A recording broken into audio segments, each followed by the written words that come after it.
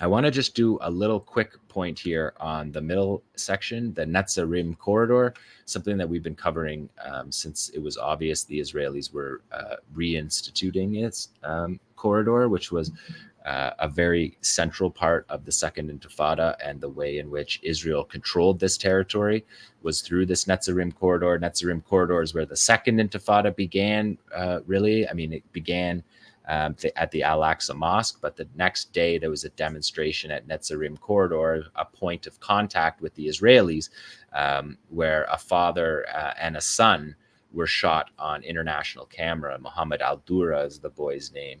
And he became sort of a symbol of the Second Intifada. And his death and the day of fighting at Netzarim corridor on that first day, the fighting was in the mosque on the first day, but on the second day, they were out in the streets in Netzarim corridor, and it was a sign that this was an intifada, that this wasn't just a couple of days of protests, that this was the real thing. And it turned out to be true. It was a 4-year intifada that resulted in the Israelis leaving the Gaza Strip in defeat, pulling up all their settlements. But we've seen that they, in their reinvasion of Gaza, that they have been holding this Netzarim corridor. And the Washington Post did a story the other day. Evan Hill, one of the only decent reporters in the Western media at this point covering this at all. It's been really disappointing, even for the most cynical media readers like myself, just how bad the mainstream media has been on this. But yeah, let's flip these just back and forth a little bit, Tamara, and just see, like, that's the before, that's the after, just scorched earth, before and after. And you can see their highway, they call highway, I think it's 749, something ridiculous. But yeah, this is the plan starting to come into focus of what the Israelis are doing. They're going to cut the strip in half and use this as a way to attack Gaza City to the north, attack the middle camps to the south, block people from getting back home. And if we go to the next one, you can see that, well, you can see in these pictures that they're clearing not just the road, but they're clearing 500 meters on either side of the road because they need to protect themselves from sniper fire and from RPG fire, which we'll see later on in this segment doesn't work. So yeah, let's take a look at this. So the Washington Post put this together, and you can see Al-Isra University. That was the university that that was blown up on TikTok videos, and they blew the entire place up. And that university they used as a base. That was their first base. They used that university as a base, and then they left and blew it up and said it was a Hamas base, even though their forces had used it for like 6 weeks before that. Yeah, and if you just roll down, you can see they're creating sand berms on either side to protect their vehicles. You can see the Turkish-Palestinian Friendship Hospital. That's the cancer hospital that they were talking about. They destroyed, you can see on the left, they destroyed half the hospital already, and then they made a base out of the other half of the hospital. So that's a military base.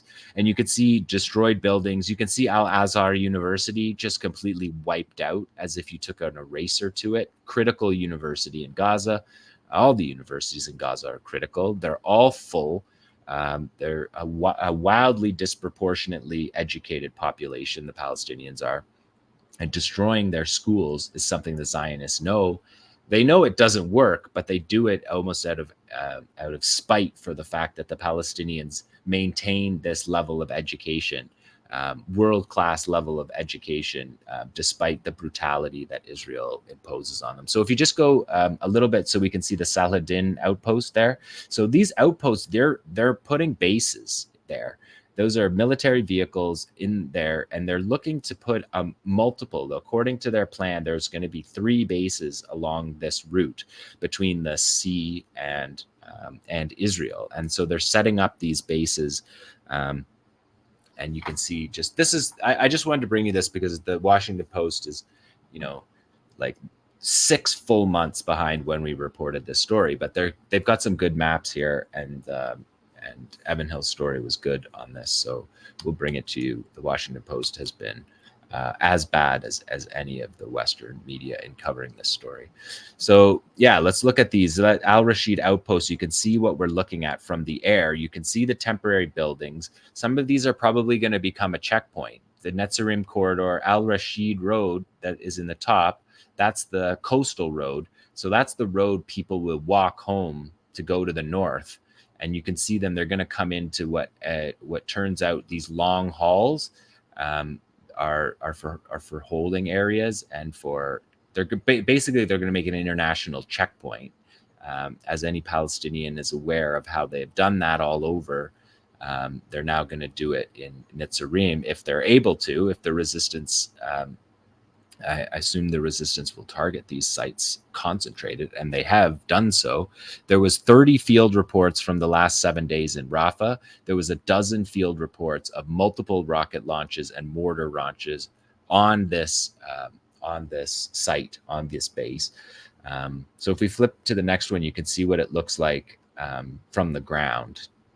It gives you a sense of what they're building, the actual architecture and infrastructure they're building. They do those massive protective berms so that they can't get hit by Yassins, which we've seen them do on this show for months and months consecutively. You can see the corridor, the entry of the vehicles, the temporary buildings.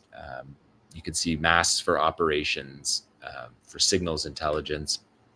And so we're starting to see some of this. This is the way that Israel plans to stay in Gaza. This is their plan to cut strips into Gaza and to stay and fight for the next year or so is what they're talking about. And these outposts will surely become a source of resistance that we'll have to follow, because anywhere the Israelis are, there's resistance, and we know that. So let's just quickly, I want to do, Nora mentioned the pier really quickly, and her and I debated who would put the pier falling to pieces in their section, and I won. So I get to show you the pier falling apart, and there's ships up on the shore. This is on the beach in Israel. These are the American soldiers. They got the first windy day in Gaza, and the whole thing came apart. It's like a Lego. I explained it as a Lego to show you how they would build it. And when I reported this 3 months ago, told you that it was like Legos.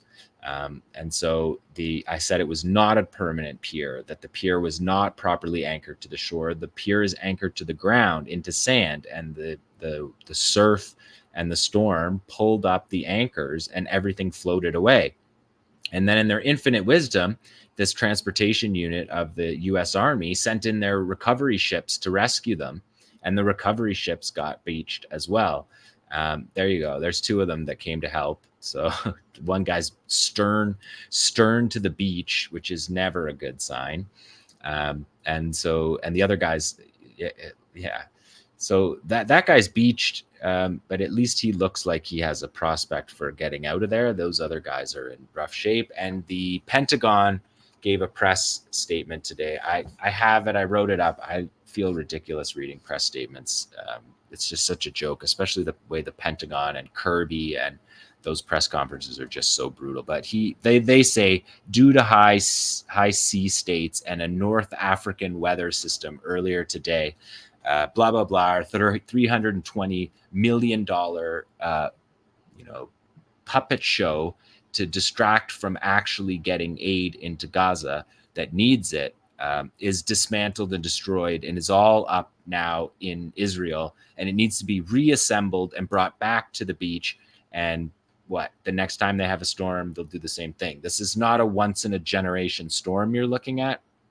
So it's pretty idiotic, this whole thing. It's grotesque, because all the United States had to do was put pressure on the Israelis to open the border. There's 7 border crossings. They could open them and staff them and get the 3,000 trucks that are stuck all over trying to get in. They could send, instead of having a pier, they could send the stuff to Ashdod and truck it into the border and get it up to 700, 800, 1,000 trucks a day. Which is what is needed to hold back the famine that is gripping Gaza. The medical system supplies that people need to carry out these basic surgeries that Tarek talked about. All of that stuff comes from the border. And this pier project is just a Biden an idiotic Biden plan. So that was a minor little addendum to the resistance report this week. But let's go number 18 tomorrow, because the Netzarim corridor is also part of the resistance. So this is an IDF soldier in a window. Is him and his buddy. We see the Al Ghul rifle. His buddy. They're going to hang a curtain here. In their infinite wisdom, they're going to hang up a little curtain here. It'll make them safe. They're pretty sure.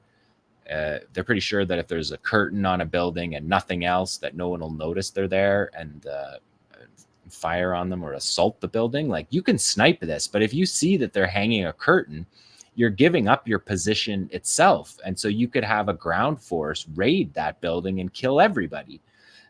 You don't have to just do pot shots. So the stupidity of the Israeli soldiers in these windows, the lack of military training to be standing in these windows, it's more than just getting sniped. It's you can send in a ground force to assault the building and wipe all of them out. But again, we see doing the same things. And Tamara has a very elegant edit on this video, unfortunately, to keep us online. But you can go to Jon Elmer's Twitter account and you can see the full videos without the edits. These edits are excellent. You can see the guns being shot, but we're not showing you the soldier drop. But I will say we only show you sniper videos where the soldier very clearly drops. And this one, south of Tel Hawa, which is right near the beach, is a clear kill. And I'm not sure if the curtain got hung up. We'll have to follow that maybe and see if the other guy got the curtain hung up. So number 19 here tomorrow. This is a 𝐓𝐡𝐞 𝐄𝐥𝐞𝐜 sniper in the same area, south of Tel Hawa. So this is tanks now moving into these positions that I just showed you. This is a soldier. You can see him. He's up there on the top of his tank, standing on the top of his tank, which is, again, not in the field manual for training a soldier. You're not supposed to be, I mean, I think that the general rule is 3. You need to have 3 of your limbs touching the tank. And this guy's basically stretching on top of the tank. And 𝐓𝐡𝐞 𝐄𝐥𝐞𝐜 using their armor piercing round from 600, another military guy calculated the time and distance for this, and he approximated that it was 650 meters away. And that guy gets sniped off the top of his Merkava tank in the Netzarim corridor. So bring you a little news about what's happening on Netzarim corridor. I threw in the pier into that part, but there's resistance in the Netzarim corridor. There's been more than a dozen rocket attacks on the Netzarim corridor just since you last saw me, and 2 clear sniper kills. No way that that's a severely injured, even though Israel says everybody is severely injured. Thanks for watching this video.